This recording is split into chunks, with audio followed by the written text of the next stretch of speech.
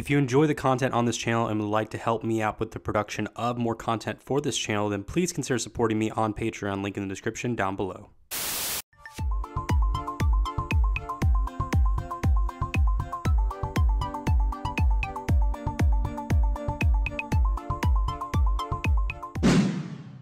Hello everybody, this is SeetherCord, and welcome to another installment of my SeetherTalks series here on YouTube. This is yet another installment of my SeetherTalks series where it's more of a kind of personal vlog overall. It's been quite a while, about a little bit over a month since the last time I did one of these kind of more personal vlogs where I talk about self-development and all about myself.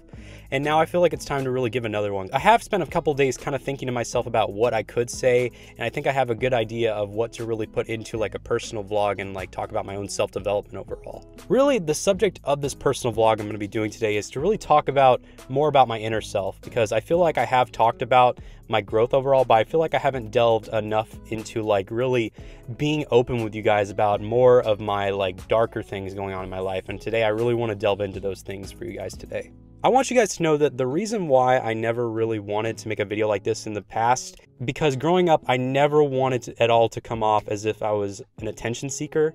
I never wanted to be someone to be pitied. I didn't want to come off as somebody, because of the fact that growing up, I was always told that my issues or my problems aren't as bad as other people's problems. So I kind of downgraded them, or I felt like I didn't deserve people's sympathy, or I didn't deserve to vent them because I felt like they weren't that big of problems, which I'm not saying that my problems are any more or less than anyone. I kind of feel that everybody in the world has an equal amount of problems. It's just we all have to handle them in different ways. And I do feel like it is deep down very unproductive to see yourself as being okay, my problems are worse than these person's problems, or my problems aren't as bad as these people's problems. Because when you do that, because it kind of takes away from the objective of getting your own problems solved, it's not a good way to really vent or handle them. So today I have kind of worked up the courage to really talk more about my issues, because I feel like I do deserve a little bit of time to really vent them out, because I've been kind of passive on really expressing them. And the only real time I feel like you guys have ever really gotten to see my issues was in the Cramsey Talks about SeetherCord video, where my girlfriend did delve into those things, which I felt were deserved because it was her video. I didn't want to edit that out. Originally, I did want to edit that out because I thought it was a little too personal, but I thought that would have been disrespectful towards her to do that. So now we're going to delve into it.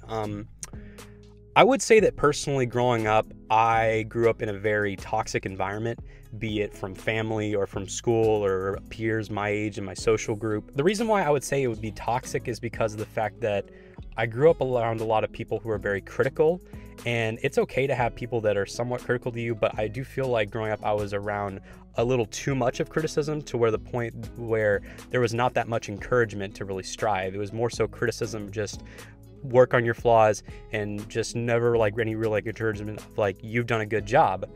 And because of that, I feel like it has kind of had a lasting effect on me, because I do have a very low sense of self-confidence, and I am building it up over time, slowly but surely.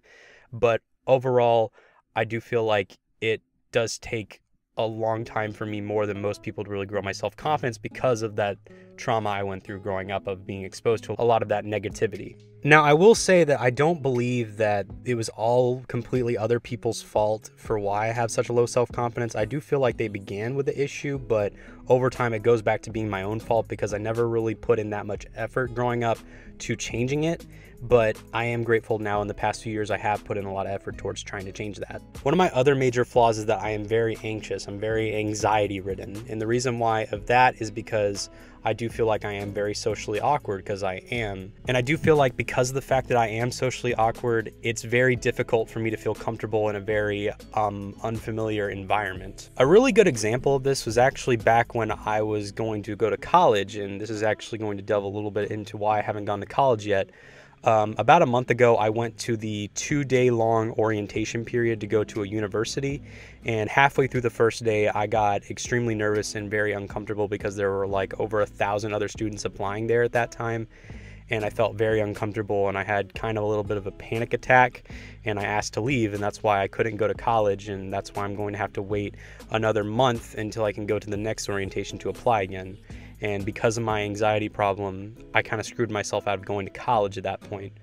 but I am trying to learn my best to handle situations a lot better, and I'm going to try again in a month to go to the next orientation to try out for college again. But even with those two major character flaws that I have, I do still feel like deep down I am a good person because of the fact that I'm willing to change. And I do feel like even no matter how many flaws you have, as long as you are willing to change to be a better person every single day and you work towards that, then none of your flaws really matter, and it makes you a good person because of that. Because I want to be a good person deep down. I'm pretty sure most people in the world want to be good people. So as long as you're willing to put in the effort every day to try to become a better person, then there's no reason to worry about not feeling like you're not good enough for certain people. You're not strong enough to really like become better and achieve things you want to do in your life. Because no matter what kind of person you are deep down, as long as you work for whatever it is, you can achieve anything you want. And that pretty much wraps up this personal vlog of talking about my flaws and becoming a better person overall. So tell me what you guys think about it down in the comment section down below. If you enjoyed this video and want to further help out my channel, please consider donating to my Patreon page, hitting that like button, turning on that notification bell, and subscribing altogether. I have been SeetherCord, and I will see you guys next time. So goodbye, everyone. Stay safe out there, guys, and remember to love yourselves. Another thing I want to address before the episode ends, because we got like 2 minutes. Next time in programs. Oh, no.